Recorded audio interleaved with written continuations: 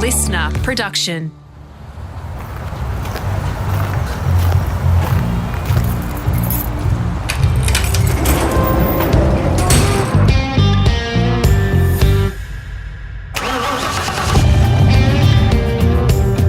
I'm automotive commentator and journalist Greg Rust, and this is Rusty's Garage. For this episode, I'm in Sydney at Listener HQ, right beside some studios that I worked in for many years in radio. My guest is on the other side of the pond, in America, Charlotte, North Carolina to be exact. It's a bit of a motorsport hub there, and also the hood now for Will Power, who created history in 2018 by becoming the first Aussie to win the greatest spectacle in racing, the Indianapolis 500, a race that was first staged over 100 years ago. Quite a feat. Through incredible determination and perseverance, Power has rightly claimed a spot among some legendary IndyCar stars. After going nail-bitingly close to winning the title on several occasions, he broke through in 2014. Power is the man when it comes to stats around road and street course races, but the numbers underscore deeper, broader talent than that. Approaching 40 career wins, 70 podiums and more than 50 pole positions. You get a sense in our chat that in his early days, Will really had to prove himself, and often to no one but himself. Now he drives for automotive and racing icon Roger Penske and is cemented in the record books, which has enabled him to be more comfortable in his world. He's showing more humour on socials, loves being a dad, and in fact enjoys playing drums when he's away from the cockpit. This is one of the most gripping chats that I've had since we launched Rusty's Garage. I'm grateful that Will feels comfortable enough to open up on various topics, including the day that likeable racer Dan Weldon died. Plus, the big decision to turn left, from following the path to F1 to trying his luck in the US. Now, that said, you will never take that proud Aussie, that proud Queenslander from Toowoomba out of him. But I wondered if, when it's all said and done, he'd ever base himself back down under. No, I think America will be home for me for the rest of my life, because I married an American girl. I have a son now, and I live in North Carolina, live on Lake Norman. It's where a lot of pretty much all the NASCAR teams are based here. My team, Team Penske, is based here. And they have the IndyCar team and the NASCAR team and what was the sports car team under the same roof. So, I got a very, very used to living away from home. Like it really Australia doesn't. If I go home to Australia, I actually get homesick. Kind of, I feel like I'm coming back home to here because I've been away for so long. I mean, I left in 2000 and would I leave 2000 end of 2002. I went to England for 3 years before I came to America, and I've been here since. So, haven't lived in Australia for we're getting close to 20 years, like 18 years. Crazy. Do you pinch yourself, mate? Because you've just talked about living in what is an American hub of racing. I've been there. It's an amazing part of the world. You're a long way from Toowoomba and much has changed in your life. Pretty cool to think that you've made it. When you look back, it does blow your mind when you think about some of the thoughts that you had when I was just working as a canvas goods manufacturer, and I'd be sitting out, and I actually used to smoke, having a cigarette, and thinking about where I would be when I was age 30 or age 35. And I never, ever accepted that I would be just working. I always had in my mind that I would be doing something else I really enjoy, whether, I used to skateboard when I was younger, whether I was going to be a pro skater, or racing was always the thing that I said when I was a kid that I wanted to be as a race car driver. But yeah, I mean, looking back at when you look at everything you've done and, how impossible you really felt it was, it's surreal. It's really is like a dream come true. Honestly, that's how you feel it. it's something you would have dreamed of as a kid, to be getting paid to drive IndyCars, living in America and winning races. It is surreal, but the journey, the work that's gone into it. So it's not surprising in that way. The thing that becomes to me really evident is that hard work and persistence and study and homework really pay off. It's, no one's different to anyone else in that respect. They all have something that they can excel at if you just put the work in and are determined. And you have done that, mate. I often use the word tenacious, and you are the epitome of that in my mind. I'm glad that you brought up your youth. You grew up in Toowoomba, Darling Downs region of Queensland, west of Brisbane. There was a great photo you've posted in recent days on Instagram of you as a little tacker. Did the Power Boys run amok and make life hard for your mum when you were little? And was it clearly Dad that got you hooked on racing? It was clearly Dad that got us all hooked on racing, no question. And he had a Formula 2 car at the first house we lived in, and he'd be working on that thing till 11 at night, and then they'd probably get whatever they were doing together, whether it was the engine or whatever change or gear ratios, and they'd start it up, and my mother had come down screaming at him to turn it off. The kids are asleep. We'd all be excited because he started the car up. But so, what was that thing powered by? What was it powered by? It was a Judd Golf 2-liter mega. Yeah, would have had twin Webers on as carbies. So yeah, it was a real racy sounding engine. Like, it would vibrate the floor. I remember that distinctly because the garage is right under our bedroom. And it was just so exciting for us, like, to have a race car in the garage and Dad working on it, and being kind of a part of it, being a bit of a pest, honestly. Like, if anything, my Dad would belt us if anything went missing, because he'd know that the bloody, as he calls, the bloody kids got it. So yeah, I mean, me and the next oldest to me, Nick, we were so into racing. What we called it, playing racing. So that's what we did as kids. And yes, we ran amok for sure. Like, all four of us, with my poor old mother having to deal with it while Dad was off racing, or he's running a business at the same time too. So yeah, she deserves a medal, man. She really does. Yeah. We all really try to look after her well these days, because we understand now that we have kids, just one kid, how much work that is. Yeah, you realize that real quick, and you think immediately of your mother, who had 4 kids all 2 years apart. It's just nuts. Amazing. First car for you. I want to latch on to the Datsun 1200 and the early part of your racing. What colour, what power plant, what sort of events, and were you hands-on with it? Yes, I was. I was hands-on with it. I remember doing having to change a gearbox, and we're prepping for the race. That's how my dad made us do everything. When we were racing go-karts as a kid, we did everything, basically, because he was racing too. Like, my dad's crazy. He would have literally 3 kids racing, and we're all looking after a custom. Then he'd be racing like 2 classes in go-karting. And that's the way it was. So we learned how to do all that stuff. So it just was normal for us. And yes, the dirt track car was a Datsun 1200, which the engine, it had to be stock. You couldn't change anything on it. So it was a 1200. Obviously, you'd cut the muffler off and the pipe, and do as much as you can to it. And it was kind of a cool series. It was called this. It was a dirt track series. It's short circuit racing is what they called it. It was in Queensland. There's probably about 5 or 6 tracks. There was Millmerran, Warwick.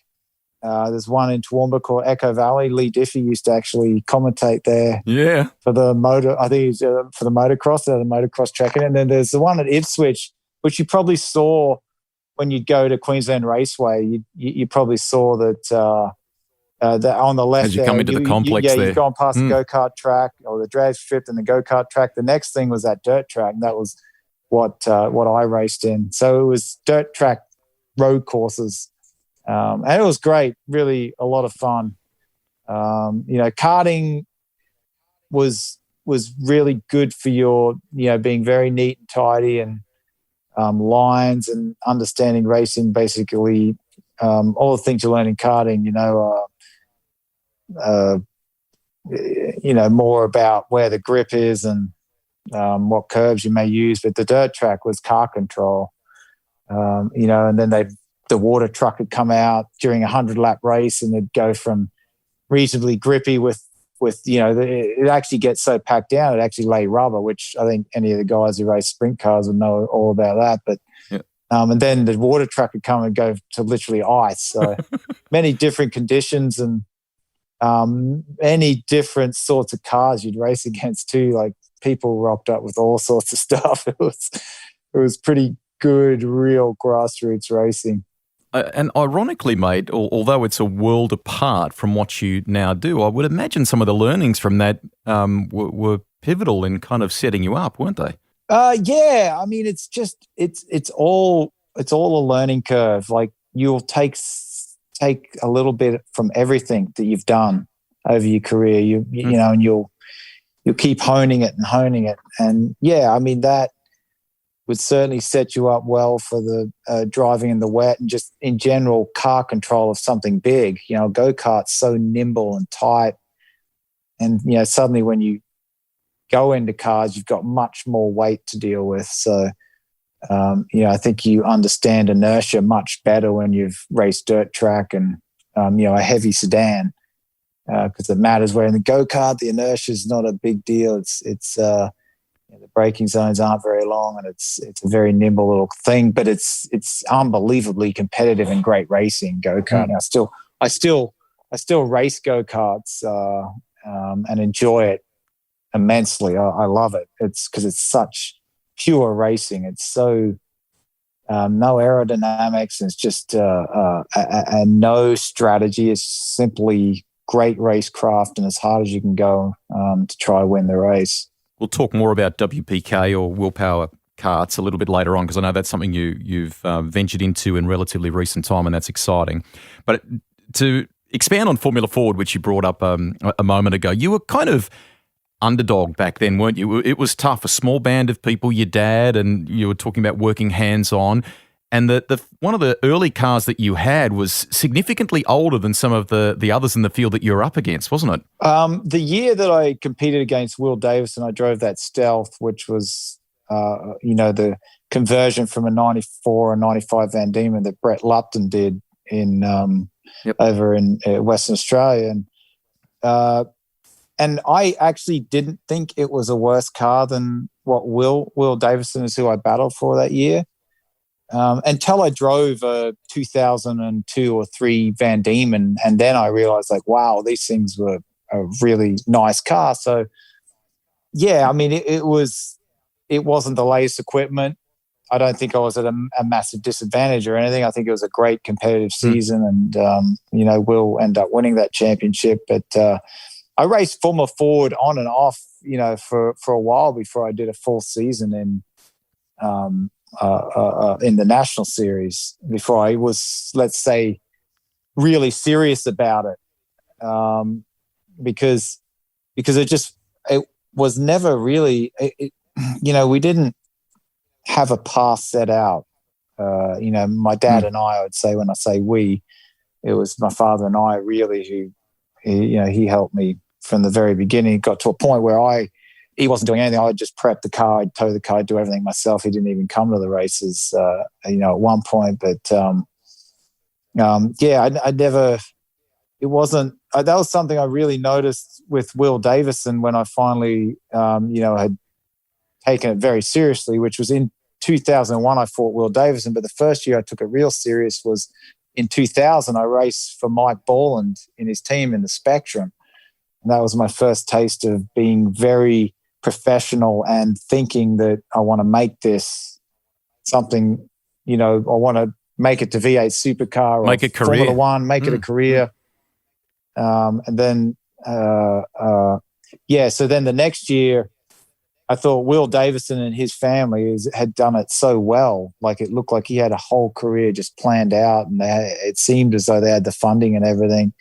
And I felt like we were a bit of a mess in that respect. We just simply didn't have it laid out in that way. It was just like, let's just try and make the next race. Let's just try and make this season, let alone thinking about, trying to go to Europe and race, British Formula 3 or Formula Renault or any of that. That didn't even seem like a possibility to me at that stage. So what changed in that, in that thinking for you then? Really what changed was in 2000 when I started taking seriously, and I was so determined at that point to try and make it.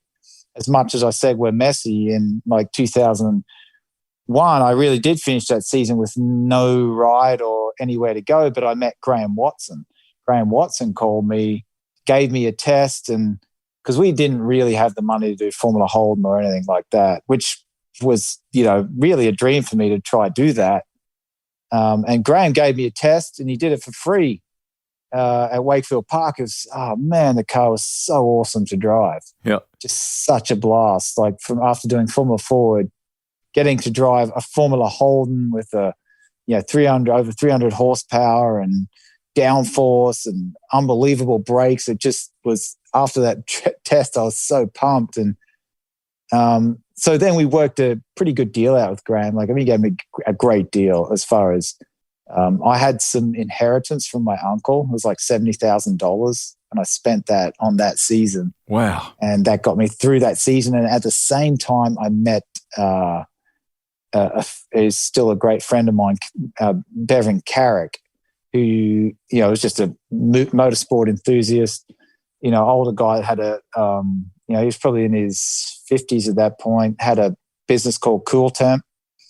And he had a Formula 3 car, and he wanted me to come test it at Queensland Raceway. And I tested it and gave him good feedback, and told him you need to open the diff up and this and that. And we got it. And he's like, he was really impressed. He said, "Oh, well, we can go down and do a race." I think it might have been the opening race at Oran Park. This is the same year I got the ride with Graham Watson. So I had Formula Holden and Formula 3 at the same time. So I was getting a lot of miles in open wheel cars with wings.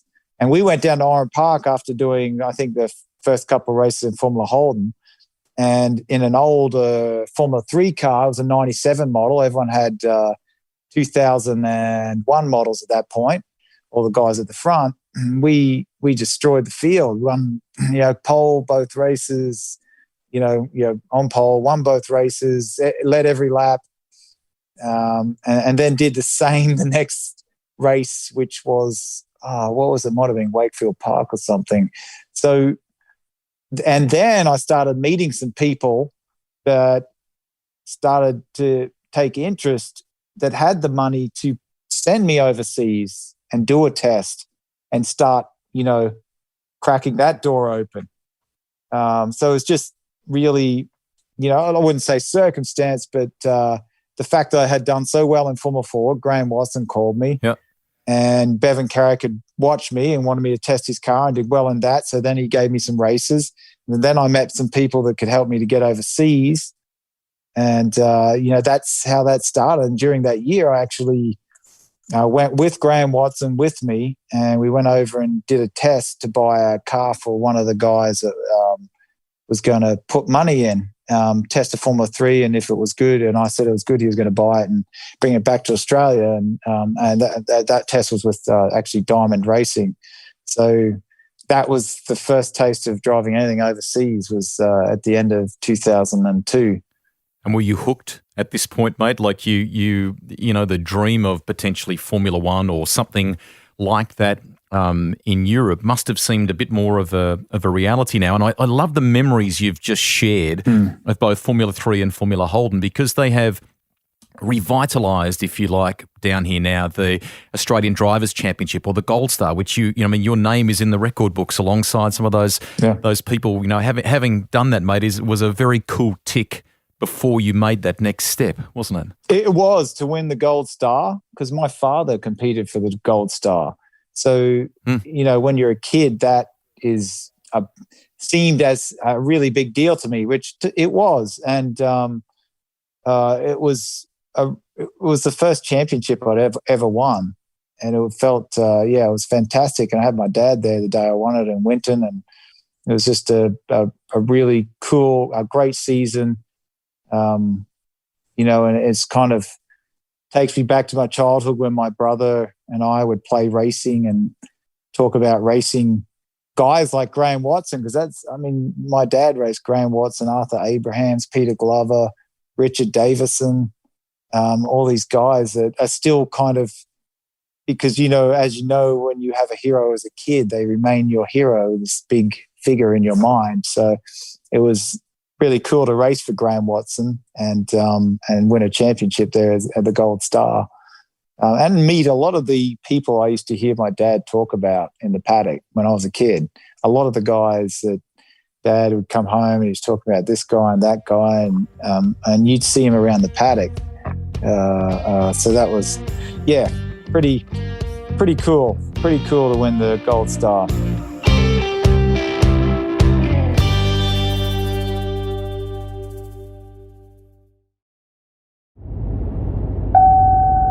The Gold Star was the third oldest continuously awarded title in Australian motorsport, with only the Australian Grand Prix and the Australian Hill Climb Championship having a longer uninterrupted history.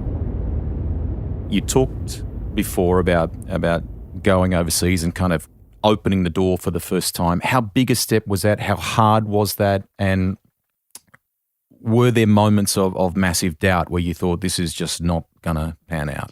There was always doubt. There just was, because of the situation. But yeah, it was a massive step to just, we did the first test there. I've got to recall how that all worked out. We did the first test, which I did very well in. It's just kind of like a club open day to test on the track, but they had lap times from, previously testing other Formula 3 drivers and guys there. So they knew what was fast, and I was, very quick there. Like, I think I was under the lap record for that short track at Silverstone. I was at Silverstone. So, that got, a couple of guys back in Australia with good money excited. And my dad actually sold, he had a business, Bob Powell Canvas. And behind that business, he had a couple of houses, and he sold those two houses to get $400,000 to fund me. And I felt, a massive kind of pressure and guilt of that, that's like, Dad's savings, like he's, putting a lot on the line for me to succeed. And it's kind of a lot, it is a long shot. It's tough. But anyway, I went over there and we did a deal with Rolt. Everyone had Dalaras. We went with a group that built a Rolt. They called it a Rolt, but it wasn't Ron Toronak. It was, I think someone had bought the rights and then designed a car. And we kind of went that way because Nelson Piquet Jr. at the time had been running it in Brazil and done reasonably well. And they were saying, well, he's probably going to run it, which he didn't. He came over and ran a Dallara. So we were the only Rolt in the field. And first race qualified like 28th out of 30, I reckon, or something like that, just nowhere. And that went on for, I want to say we did 6 races like that. And then literally, I think we ran out of money, or said we're not wasting any more of our money on this. It's a waste of time. So I did a really good deal with Fortec. I went around to a few different teams. At that time, you could race Formula 3, which was the open class, and they actually had in the field B class, which was year-old cars. So I even talked to a couple of those teams, but that would have been just a total waste of time. So I went to Fortec and did a good deal with those guys, and got like the rest of the season testing, I think I remember it was like £100,000, which was a really good deal at the time. Yeah. And so that like my first race, I think I qualified 5th straight away, like right on the pace, as quick as my teammate. And then was competitive. I think I finished on the podium and went very well for the second half of the last group of those races. and got a lot of testing and time. And then the next year I ended up with Alan Docking, which was a single car team. And honestly, that was probably not the best situation. It was, you're racing against like Carlin, who had 4 cars, and Fortec had 2 cars, and some big teams. And we did well. Like I qualified in the front row often and was running at the front often, but it was not ideal not having a teammate in that situation. It was really at the end of that season, which was 2004. I was done. I was like, yep. The only kind of good thing about that season was I was going to get a test at the end of the year, no matter what, with Minardi in F1, myself and Will Davison. So the next part of that story is, so I finished that season with nothing and really certainly had no money to do anything. I actually went into debt with Alan Docking to get that season. Wow. Signed a contract with him that I would pay him back. And I had that F1 test coming up, and I thought, well, it'd be pretty smart to spend, I think I had to get $4,000 to do a test in F3000 at the track. I'd be testing the Minardi, and that was with a team called Draco, which was a really good team in F3000. And they were testing 4 drivers that day. They didn't really know who I was and thought I was a bit of a disaster because I was trying to call them to get directions when I organised that test. And I'm like, look at the map. He goes, can you see this? And I was like, can you see this name? I said, I cannot see it. I'm like searching on this map that I got from the rent car place. And I'm like, the guy must have thought I was an idiot. And then after he hung up, I turned it over. It's like, oh, it's a 2-sided map. So the map was on the back. And I was like, and he even said it at some point. He goes, you're a complete, after the test, you're like a real disaster. But anyway, I did the test, and they were testing 4 drivers, including me that day. I don't know what number I was when I went in, but I mean, I was a second quicker than all the guys, and they were the guys. I was just there to learn the track. That's all I wanted to do. I wasn't really thinking of anything else but learn the track for the Formula One test. And they're like amazed at the speed. They really were, because the 3 other drivers I was testing were for that seat, for which F3000 was becoming World Series by Renault the next year. So it was testing guys for that seat, and they were like really like blown away at the speed to just destroy these other guys, and kind of just left that test and didn't like. I think they would have been asking me that test, how much money do you have? And I was like, legitimately, I have none. But I'm sure they've been used to that over the years of, being a team trying to find money to go racing, of drivers saying they have no money, but they do, have some money. That's trying to get a good deal. But I legitimately had zero money. Wow. And so I was running out of my visa. I did the Minardi test, and they actually even got feedback from that. That Will Davison and myself were really quick. We were as quick as the guy in the Minardi that had been testing for the last day. Like, we got in there and got to their pace. So kind of like, who are these 2 Australian guys able to and I tell you, some of that speed would have been from Will and I desperately trying to be faster than each other, like desperately. Yeah. But we actually ended up I have to say, like, we did exactly the same time, basically. It was like hundreds apart or something. But so because they were Italian and they had a shop very close to Minardi, they obviously all know each other, and they heard about that too. So I was back in England, and I think they called me and said, well, there's another test at Paul Ricard. It's with the new Renault car. Yeah. And I said, I can't do it. I have no money.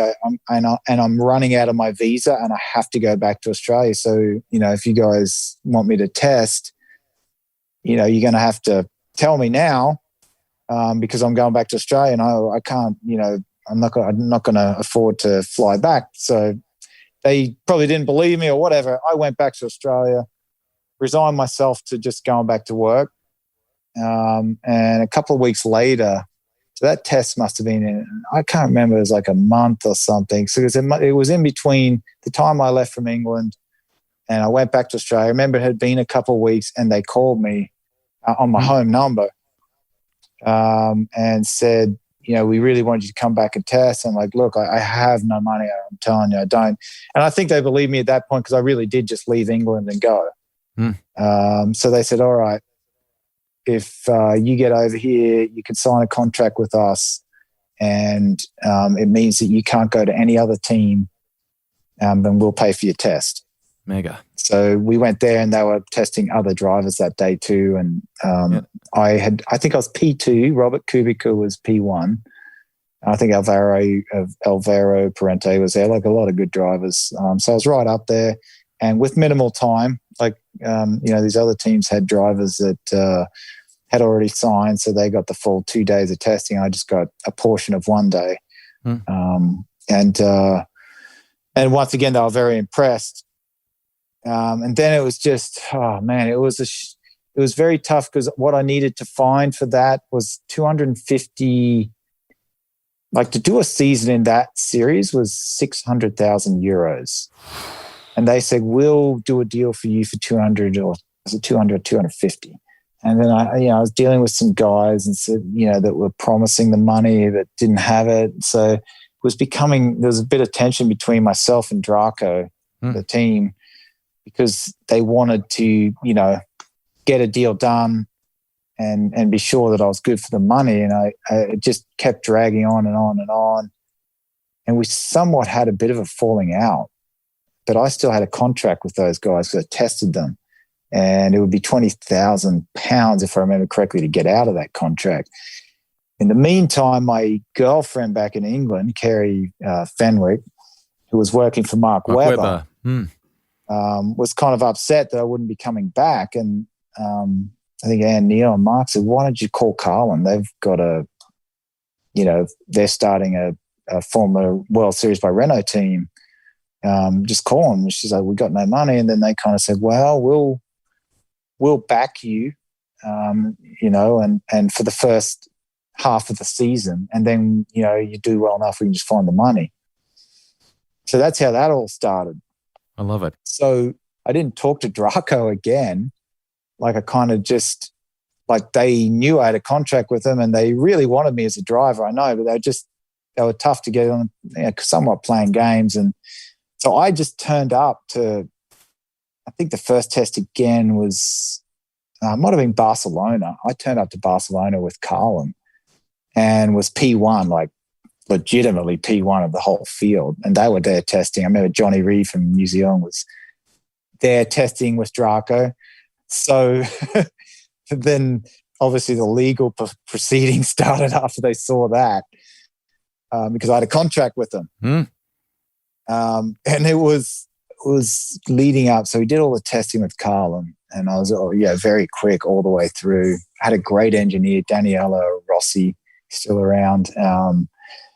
And had Draco, nipping at my heels with legal proceedings. And, I can't remember what they had sent me, but overwhelming for a young bloke, mate. It was just like another, £20,000 to get there. I just do not have the money to pay this to get out of it, but I've got this great deal with Carlin that Mark Webber's backed, and it's.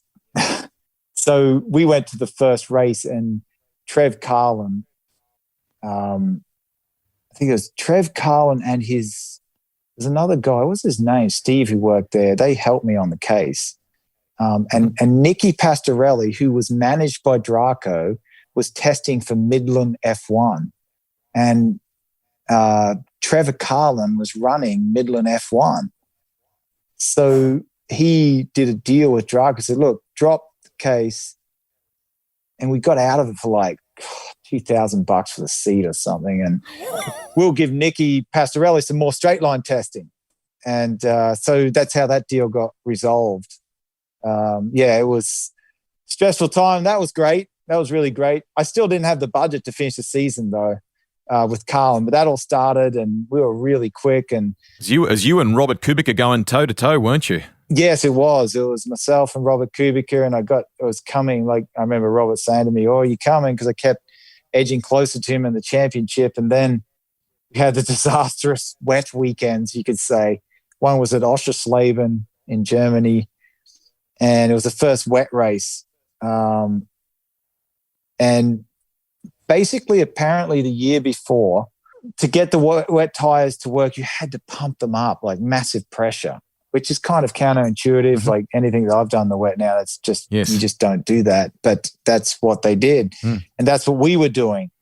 And, you know, I crashed, and I think I was like leading at Oschersleben, or, you know, right there. And it I can't remember, may have qualified on pole, but crashed out in the wet, went wet. We put those wets on. One race, the wheel gun got stuck and it just ruined I think we had to stop. We couldn't get the wheel nut off in the pit stop. Then the next weekend at Donington was fully wet, all the way through practice qualifying. And we just, like, what's going on? Like, there's guys up the front that, you know, we usually beat them. It's like a 30-car field, and we were way back. Like, normally we're running top 5 every time. And Andy Zuber, who was my teammate, I think, I can't remember if Trev was there, but he said, just let the bloody tires down. Because I remember asking my engineer, are you sure that we should be running, you know, what I think it was like 30 PSI on these bloody tires? Are you sure? And he's like, yes, that's how you had to run them. He even called Adrian Burgess, who had been running. He called Adrian Burgess, who was at Spa, working for Jordan F1, I believe, and said, what about these wet? You know, you double check. Yeah, and Adrian, I think, had been running those cars, you know, a couple of years before. So he's like, yeah, that's what you got to run. So they let Andy's tires, like, you know, chunk out, and immediately, boom, way quicker. I'm like, So, yeah, it was too late then, kind of qualified way back, but we found what the problem was. And that really, at that point, I had been getting calls from Derek Walker to come to the States, come and test an IndyCar, the Champ Car, yeah. So not having the money to continue, and then really getting those 2 weekends just ruined the championship and not having a chance to win. I was like, why?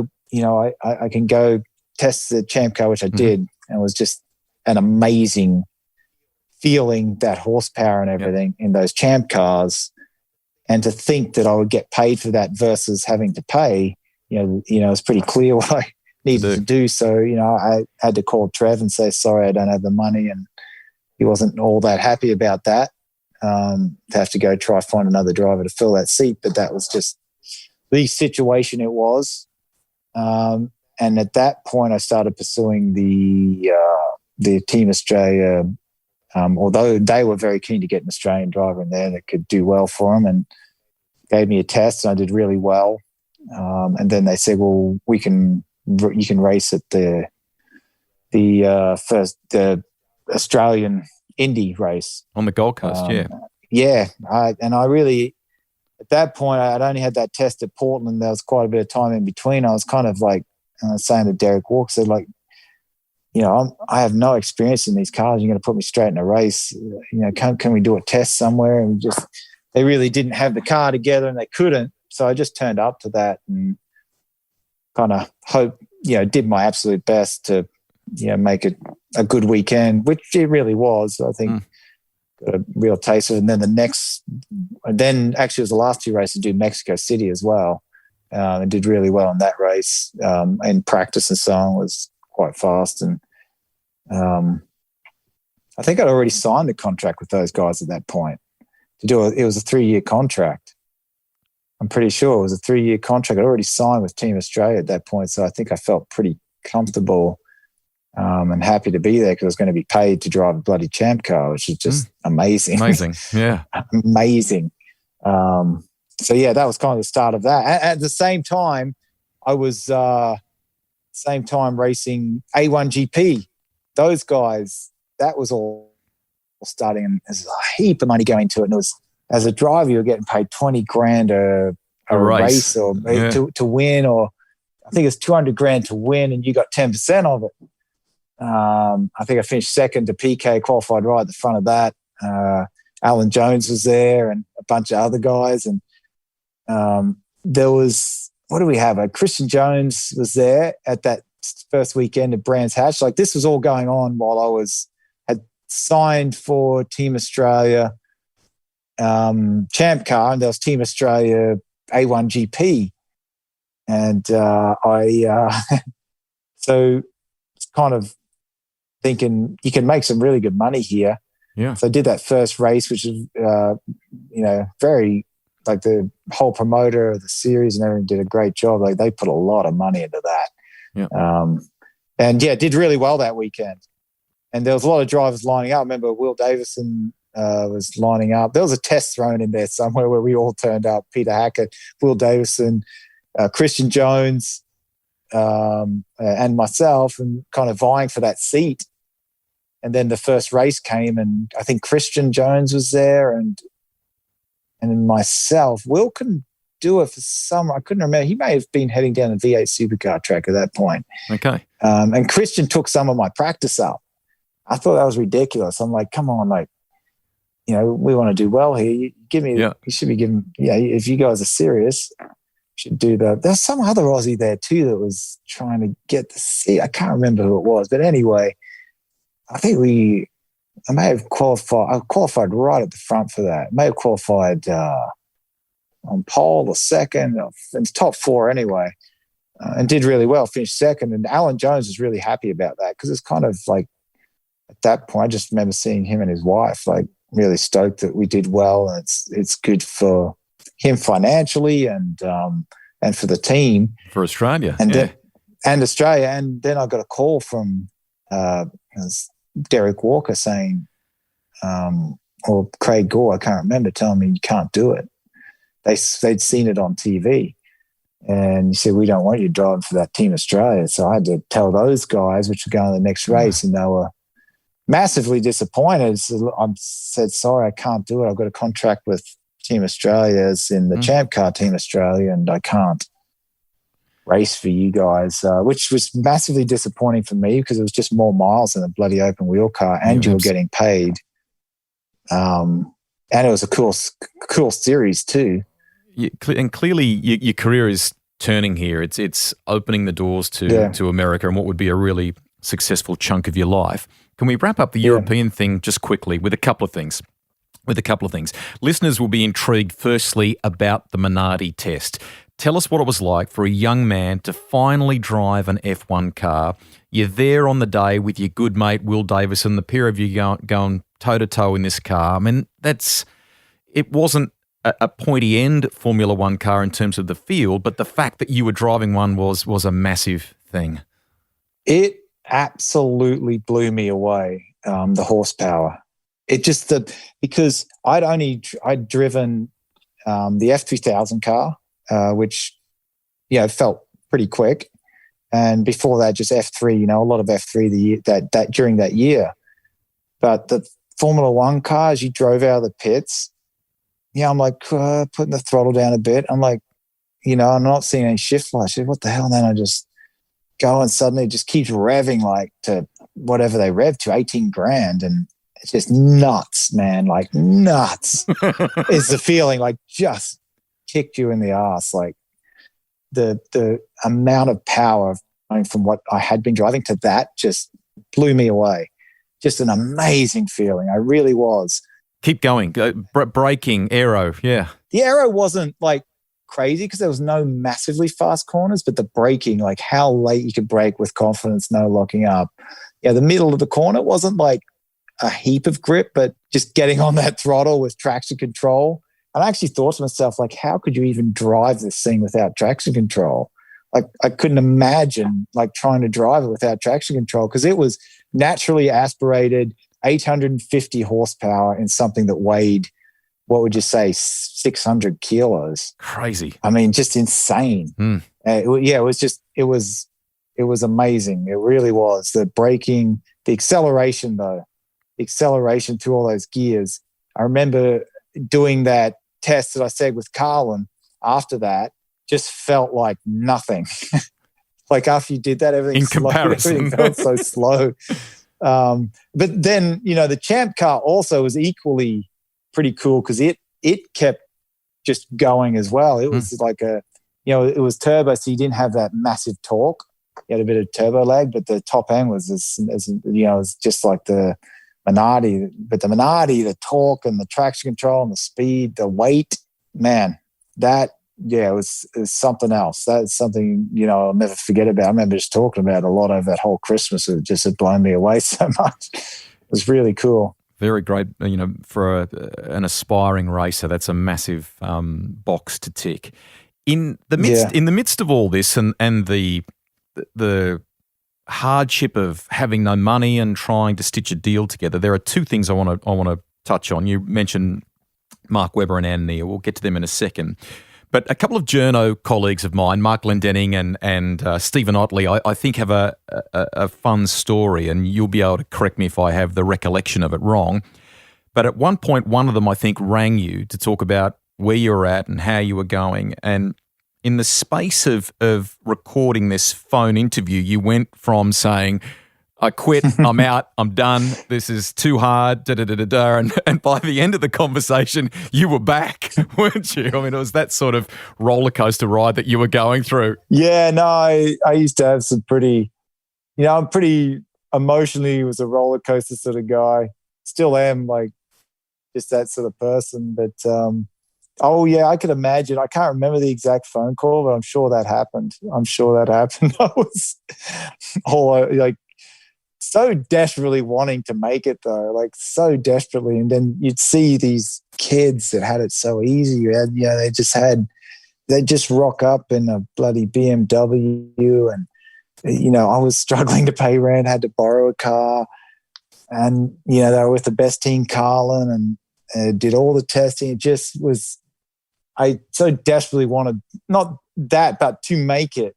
And so that's some of the emotion would come out in those when I'd speak to those journos, Mark and Stephen Otley. Yeah, they were great guys. Like Mark Glendenning lives over here. I see him at some IndyCar races. Really, really good guy. Cool. Hey, so how did the conversation with Mark and Ann play out? Because, he'd been down the Formula One path. They knew that landscape very well. I would imagine there was probably a want, if at all possible, to keep you steered towards Europe, but this opportunity had emerged in America. So how did that all play out for you guys? When I got the offer to go Champ Car, I do actually remember the conversation. I was as myself and Kerry and Mark and Ann Neal were just, they were totally understanding at that point because it was either find $1 million to go race GP2 at the time, or get paid to race Champ Car. And it was just such an obvious thing. It was just such an obvious answer. At some point you're going to have to realize that, to get to Formula One, you got to have some serious backing and politically be in the right position because you need a manufacturer or a spot. It seemed like such a struggle. It was a struggle up to that point, but then to go and then again find another $1 million in a series that had just started and you don't even know what team was good and I saw some disaster. I think about some of the disaster stories you saw of that when, the gearboxes weren't working and they had issues with the brakes. Imagine being the guy who struggled to get that, someone like me, and you just wasted it away. Yeah. And didn't take the Champ Car race. So it's so obvious. And I remember, they were totally like, yes, you should take this. Awesome. And, it was the right move because you're going to start paying off your debts and go forward. Yes. That's the end of part one of my podcast with Indy 500 winner Will Power. If you're driving and you've got time now, hit the gas on part two. It's in the Rusty's Garage Library, ready to be fired up whenever you are. The discussion around a massive crash at Las Vegas in 2011 is captivating, I promise you. Plus, breaking through after going so close to winning the IndyCar title, and finally getting to drink that winner's milk at Indianapolis, the first Aussie in the race's 100-year history to do it. And he puts you in the driver's seat to understand why going round in circles is way harder than most in the general public realise.